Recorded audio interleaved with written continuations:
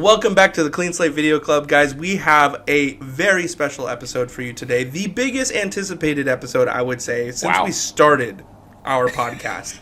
And this is the real versus real of The Greatest Showman. Is it a really good movie? Is it based on a true story? Or should we just leave it back in 2017?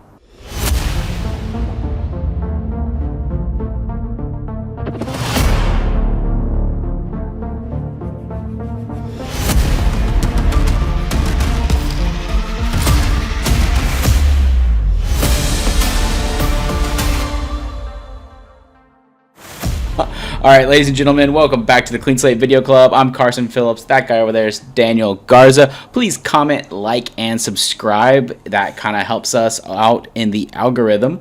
But today we're doing another real versus real, and I believe the format's going to be a little bit different. We will be talking about The Greatest Showman, one of my least favorite movies of all time, Daniel's favorite movie of all time, and he's going to tell us the true story behind this movie that I just can't stand. Yeah, let's get into it. All right, guys, so here is The Greatest Showman. It's not my favorite movie, by the way. I think it is a good you just like it. Yeah. You just enjoy it. Yes, so we're going to unpack all of that today. Here's the logline. It's Celebrates like the birth of show business and tells of a visionary who rose from nothing to create a spectacle that becomes a worldwide sensation. Cool. So this is your first watch. No, I've seen this before. Oh, I thought you were serious. Like, yeah, I didn't hate a movie for no reason. No. So take us through your first watch of this, and we'll talk about what your first initial thoughts of this were when you.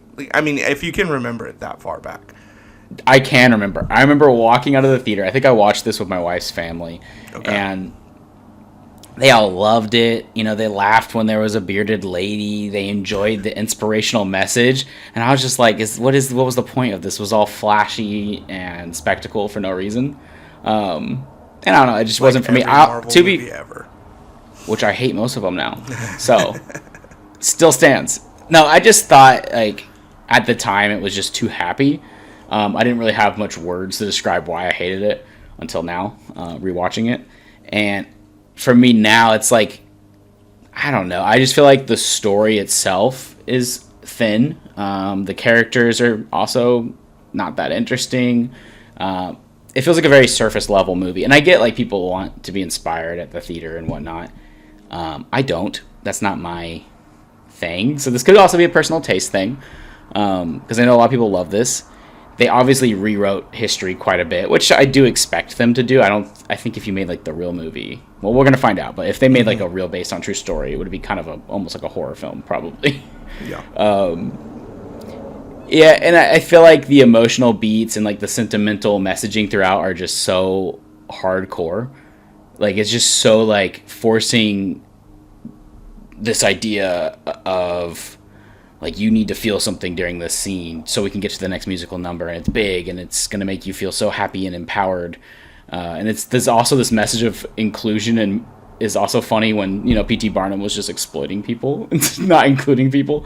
So I just think it's just, I don't know, it's just really funny to me that it just doesn't work. Also, the songs for the time period don't really work for me in a musical setting. Like, I don't know, the songs feel very more pop oriented. Whereas like something like, what's the murder one we watched? The murder musical. Sweeney Todd. Oh, yeah. The music in Sweeney Todd doesn't feel as poppy, I guess. It kind of feels like it still fits that time period in a way. Whereas this feels more like just like something you can listen to on the radio. And the last thing I'll say, the movie has no depth, but what made me hate it more and more every time I think about this movie is that the songs are everywhere. Like, you hear it everywhere. They played one of these at a church I used to go to. They did like a Greatest Showman parody. I don't know if it was a parody or what. I was like, what is this? What's happening? And so it just made me despise it more and more. Yeah, that's my take. I'm probably wrong, but I just can't stand this movie. You're not wrong. You're never wrong. Just horribly misunderstanding. I'm just kidding. Okay. Misunderstood, actually. I'm misunderstood. Maybe. Sure. What's funny is because Karson and I, majority of, like, this is probably the biggest, like, wedge in our friendship, is this movie. The Greatest Showman. It's The Greatest Showman, which tells you how lacking of depth our friendship has. Anyway, Yeah, if there was a movie about us, it'd be so boring. Yeah, it would really be very boring. Anyway, so I love that. It reminds me a lot of like when I went to go first see that movie. So keep in mind, I saw this movie 4 times in theaters. Yeah. What a waste of money and time. I didn't pay for all of them. Okay, good. So when I first saw this movie, I don't love musicals that often, mainly because the music, I know, and I have a theater background too, is the music gets so boring to me. Like in Sweeney Todd, like you mentioned, I only like about 1 or 2 songs in that entire movie. Same thing with Les Mis. I really only like about 3 songs, and the whole movie singing. In the whole show, obviously. So there are plenty of musicals that I actually really despise, and I thought this was going to be one of them. However, the music is what kept me afloat because it's so much more up to date and relevant. They didn't have to do boring music in order to keep people like. So that's where for me I was like, no, the music is actually fun, it's entertaining, and it has like to me some depth in it. There's some now if we were to break down some of the music, like, it is pretty bad. Like, for instance, one of my biggest pet peeves of the songs is This Is Me. The most popular song that almost won, that was nominated for an Oscar. It's sung by the bearded lady, and right, the whole thing is her. She doesn't fit in because she looks different. Most of it's because she has a beard, but also because she is vastly overweight. And she has this, like, moment in the lyrics where it says, "And I know that I deserve your love. There's nothing that I'm not worthy of." And that line I hate so much because nobody deserves love from anybody. Sure, you deserve to be respected, maybe, but like, but love is a strong word. The narcissism almost that comes with "I deserve your love, I'm worthy of it." It's like, well, pump the brakes. Like, no, you're not. Like, I like you. Yeah, sure, but I don't have to love anything that you do because I don't know you. And so for me, a song like that, it really makes me upset. However, I do still stand by this point that I think the movie is enjoyable. There is still a decent story. They may not dive into the depth that they should have maybe in all the other characters, because I agree with you, the characters are pretty like shallow. Besides like maybe the bearded lady and the Tom Thumb guy. Everybody else kind of really doesn't have a part to play. So let's get into the real story, or let's break down. If you've never seen The Greatest Showman, I don't know how. let's just break this down. So this movie is portraying P.T. Barnum. He grew up as a poor kid who marries into wealth, starts a circus to give outsiders a place to belong. This is what the movie portrays. He recruits performers rejected by society. So like kind of the oddities, as they call them, the like people with unique talents. He promotes self-acceptance and empowerment, and then the "This Is Me" becomes the anthem of that movie. And then later on in the movie, he gets distracted by fame and Jenny Lin's tour, which is he wants to get more into a legitimate style of entertainment, which is opera. And then you have... Don't tell Timothy Chalamet. Exactly. And then it kind of tapers out to he loses what matters most, then redeems himself by returning to the circus family. The biggest themes here are acceptance, believing in yourself, found family, and then following dreams. So that's roughly the whole story, or the whole movie. Now, the real history behind this. P.T. Barnum was real, and what? Far more complicated. So, practically what we have here is he was famous for the advertising and hoaxes. So this is kind of portrayed a little bit in the movie of like, you know, when the man says, "Oh, I'm 500 pounds," and he goes, 750 pounds, we're going to end, and he stuffs the pillow under that guy's shirt. Like exaggerating things. Yeah, you exaggerate. To make it more exciting. That is practically a big theme in the movie, is like they come to the show to be hoodwinked.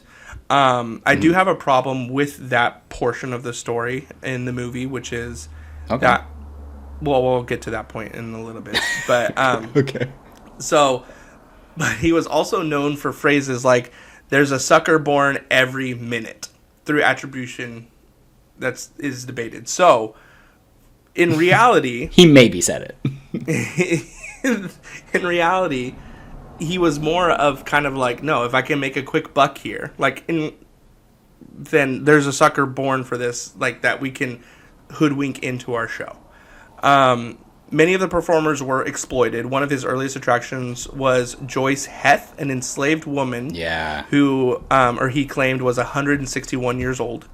He often exaggerated or fabricated stories about performers to draw crowds, so we kind of already see that in the movie. And then the Circus Outsiders wasn't about empowerment. It was more about freak shows, so marketed people with disabilities or unusual traits as curiosities. And we see this like throughout circuses, even still today.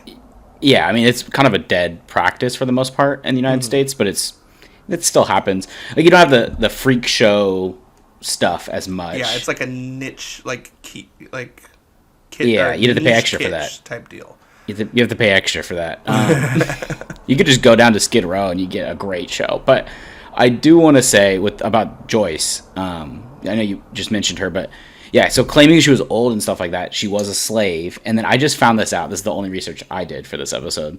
That after she died, they did a public autopsy on her as part of like his act. Isn't that crazy? Oh my gosh, that'd be such a fun musical number, though. That's insane. I don't know. Gonna cut open her tummy. Stop it. Yeah, pretty crazy. Then it practically becomes Sweeney Todd. Yeah, it's just a horror film. It's foul. So anyway, back to the performers. They did make money and they were somewhat famous, but yeah, sponsored by Sunny D. The environment was still kind of exploitative. So exploitative. So they were often still. It was at the expense of the performers. I see. So those are mostly the negative things that we don't really see in the movie. They're kind of alluded to that he is kind of like that, but for the main Hugh Jackman character, he is more of a dreamer that wants to just be a success because he came from, like, it's like a rags to riches type of story.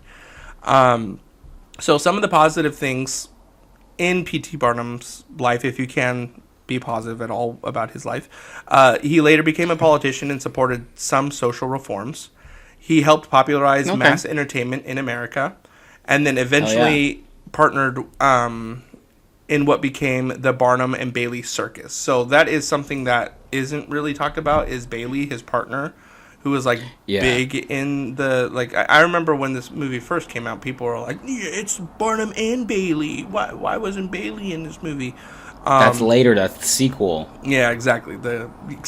Anyway. See, I thought that's what Zac Efron's character was going to be for some reason. But maybe it's kind of representative of that, and they just changed his name to Carlisle, but I wouldn't understand why. It's like a legal thing, maybe? Maybe. So, the biggest things between the movie and the real life is Barnum starts a circus to uplift misfits. That's the movie. Real life, Barnum used the sensationalism to sell tickets. Movie performers are treated like family. Real life, many were marketed as just oddities. There is a romanticized love story in the movie, but the real marriage was quieter and less dramatic. I would assume that was between the Zendaya's character and Carlisle. So yeah, that well, and he goes flying up in the air because they're finally together. Because they're rewriting. I can be a freak too. So real movie again. The song is in my head now. The movie again, Jenny Lind relationship hinted romantically. So this was real. The Lind tour was actually just business. It was never a scandal. And then in the movie, inspirational music, real life, reality was messy during the 19th century in the entertainment. So I would say The Greatest Showman is less like a biography and more like a myth about the American dream. That's kind of what they depicted at. Well, it's kind of like the birth of American entertainment too. Like you could tie this kind of stuff directly into like film today, right? Yeah, so film, and then that's probably why people loved it. People love stories and right, and then because at the time too, like even the Broadway shows that were alive during this time it was happening, they just really talk about how it's just you're talking for 2 hours, 3 hours, and there's no real like entertainment there. Yeah, exactly. So, I don't know. The film does turn a controversial historical figure into like a symbol of like inclusion, and they try to reflect the like modern values rather than really honor the reality of it. However, I don't really have a problem with that because we have many movies over the time that are biopics that completely leave out things constantly. Like this. And literally the Elvis movie, it doesn't show the full extent of how bad of a person he was. So that makes sense. And so I don't know. I don't really fault it for that. It is tricky though. So now I guess I kind of want to bring this in because you and I both really, really disagree on this movie. That's kind of the base of the Greatest Showman and the reality of it. I kind of hope that paints a pretty vague picture of the movie is very sunshine and rainbows for the most part. There is struggle there for sure. Like there's loss of family, different things like that. However, I don't think that it needs to be dinged that much as okay, people have dinged it. To be fair, my issue with it isn't that it's not telling the true story, because that would be a different movie altogether. I just feel like the movie's all glassy, bombastic visuals and these big song numbers with no like depth. I don't know. A lot of musicals will make me feel sad at least, or feel. This only makes me feel inspired, and I hate that. It feels like it's maybe I'm just kind of a bummer of a person, but it almost is like it's designed for like a mass appeal compared to like doing something that's truly artistic, in my opinion. Hot take probably, but that's just how I feel about it. Well, I was going to say, to rebuttal that, is the movie does criticize P.T. Barnum pretty heavily throughout the movie. Now, it doesn't criticize him for the things that in real life, but like let's just take real life out of the picture here. According to the movie, they do criticize him for chasing fame, abandoning his family, abandoning the people that he helped, and then getting caught up in like the highbrows now, showbiz. And then kind of like the real reason he did this was to give people a place to belong, and that's what he sold it as. But then they all feel abandoned because it gets wrapped up in all that. So I don't know. That's where I kind of like. I mean, that's like my biggest disagreement with that is just like it does criticize him. It does throughout the movie often, but maybe because Hugh Jackman's character P.T. Barnum is so like it doesn't matter, likable. Yeah, maybe that I don't know. Do you think that's the reason why? Too charismatic. Too charismatic. The acting in the movie is great, and I think the songs are actually really catchy, and so it's not like it's a bad, like a poorly made movie. It's just that the Hope Core film stuff, I can't handle it. What would you say is another movie that kind of carries the same thing that you might either equally hate or unequally like? So okay, that's a good question. I think the best thing to compare it to for me is like the inspirational family movies or inspirational Christian movies. Mm-hmm. So where it's like just too over the top for me. But every now and then I do like a movie that feels very inspirational. So I don't know. I don't know what it is about this one that really gets me, but I can't handle it. Guys, tell me why I'm wrong. Comment down below why I should love this movie. I think potentially one of the things that they could have missed out on is that the real story isn't necessarily with P.T. Barnum. It was with the people that felt displaced and wanted to belong. Now, they took like some very, very likable guy who didn't seem like he was all that poor. Like, he was poor, but like... Who, Hugh Jackman? Yeah, but like he did go to the railroad... according to the movie, he did go to the railroad system and make wealth for himself. But the real story would be like Ann Wheeler or Letty Lutz or, Charles. Yeah, seeing where they came from. Exactly. Maybe seeing more where they came from or more their struggle. I think that could have maybe depicted like their hardships a little bit more. Because I will say in the movie, it does get really repetitive about the people that are just like, you freaks, get out of here. And it's just like, okay. Like, I get that some people paint like protesters like that, but very rarely is it actually like that. Maybe it was back in the day, and they were way more closed-minded. Yeah, but it became almost like a caricature of the story when they just like hate them. I feel like they're also showing you probably some of the most normal looking people that would be part of the circus too. Like, it's not like why does Zendaya's character feel like she's a freak? She looks like a normal person. Right. So I don't understand that. But I don't know.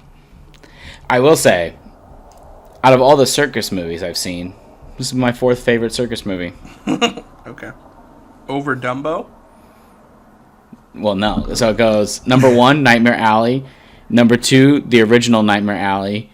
Number 3, Freaks. Number 4, Dumbo. And then number 5, this one. Freaks or Freak Show? Freaks. The one we watched, the horror film. Yeah, okay. The old that black and crazy. white one. That's a crazy movie. Honestly, if they would have just done that with the music... it actually would be entertaining. Is that public domain? That'd be crazy. We need to make this. That's interesting, though. I mean, I am curious to learn even more about the true story, though, because like how he even got started with like the fake hoaxes and stuff. I think that's kind of interesting, like the fake mermaids and all that crap. Right, yeah. Like, how did he think, like, even conceive of some of those ideas is kind of interesting to me. Right. Yeah. Anyway, I think ultimately this movie does... okay, so my biggest, like... I can understand why a lot of people hated it, is because it became such a hot sensation so quickly. Yeah. And for kind of like what you said, when like churches were doing parodies of it, I remember specifically I was working at this mega church as the video editor there, and they did a VBS which was Greatest Showman themed. It was called Under the Big Top, and the children's director, children's pastor, was this very short man syndrome kind of guy who's bald, but when he P.T. Barnum? When he put on the P.T. Barnum outfit, you could tell it was like everything he had ever dreamed of, and it's like wearing the Superman cape as a child. Exactly, but they rehearsed the choreography of this is the Greatest Show, and he had the choreography down to the T. Like, he didn't make any adjustments because it's like not worth it learning all the he like did every single bit of the choreography and had like maybe 4 or 5 like teen helpers learn all of this choreography. That's crazy. And I could not stand it. I hated this movie for a long time. But then I was kind of like, when I rethink about the songs and everything, I really still did find them catchy. But I would say my favorite song is From Now On. Just because that one, I think, is like obviously it's the whole turning point of the movie. Like, he's broke, has nothing, but he still chooses to go back to his family and his original troupe. But yeah, I hated this because it was everywhere. And then, not to mention, they did the freaking... they did the whole, like, what is it called? All the popular people, like real artists, did the recreation of all these songs, like James Arthur. The reimagined album? And I was like, stop. And when that album came every musical gets that now, though. Yeah, I know. All the big ones, all the like mainstream ones. I will say, so on that note where like everybody loved it, I think that's kind of why my hatred for this grew so much, because when I first watched it, I was like, this is like a 2 out of 5 stars, whatever.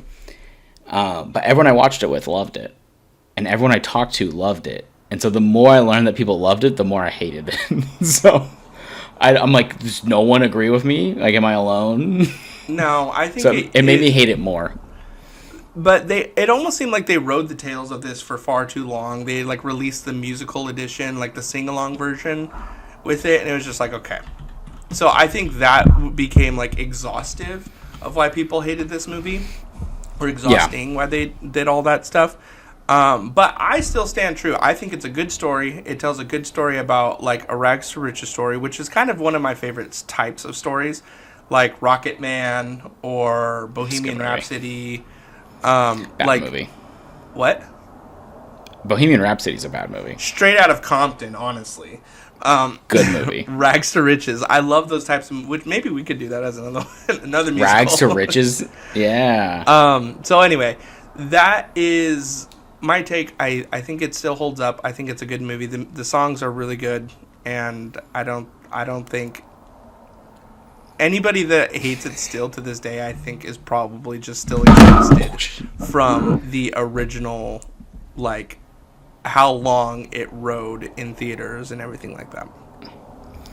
Yeah, I hope I never have to see this again. I'm glad this is the end for me. But I hate that the songs are stuck in my head. Well, I'm glad they are. Anyway, guys, well, that is our real versus real for the month. We hope you enjoyed it, guys. We are doing next week a movie of the month. So a movie that is currently in theaters. We are going to watch it. We're going to review it. And then we got a lot of different themes coming up for the next following months. We're having some big moves in the podcast, so you might see a little bit of straggling going on, but we are still in it, and we appreciate you being there every step of the way. Guys, don't forget to subscribe, like, comment, follow, share, all of those things. You can find us wherever you find a podcast. We love you. We are so grateful for your support, and be kind, rewind, peace.